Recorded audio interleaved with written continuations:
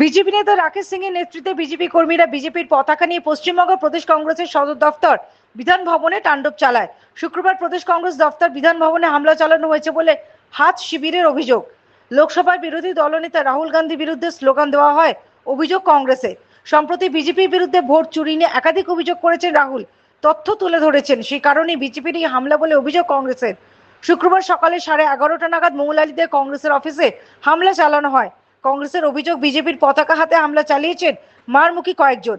বিধান ভবনে থাকা রাহুল গান্ধীর ছবিতে কালি দেওয়া হয়, একাধিক ব্যানার পোস্টার ছিঁড়ে আগুন জ্বালিয়ে দেওয়া হয়। এই ঘটনায় কংগ্রেস ইন্টালি থানায় অভিযোগ দায়ের করেছে। কলকাতায় যখন এমন ধুন্ধুমার পরিস্থিতি, তখন বিহারের বুকলাহাটে প্রদেশ কংগ্রেস অফিস সাদাকাট আশ্রমে বিজেপি কর্মীরা আক্রমণ করে ও গাড়ি অফিস ভাঙচুর করে। आज एक हिंसक वारदात हुई है प्रदेश कांग्रेस कमेटी के मुख्यालय पर। मैं समझता हूं ये बहुत निंदनीय है। इस प्रकार हिंसा का सहारा लेकर विपक्ष को डराने धमकाने का काम जो किया जा रहा है वो कभी स्वीकार नहीं किया जाएगा।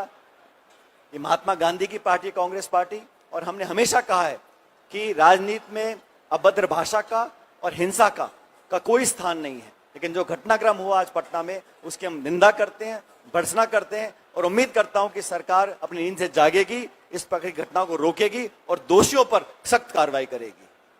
Bureau report, the United India news.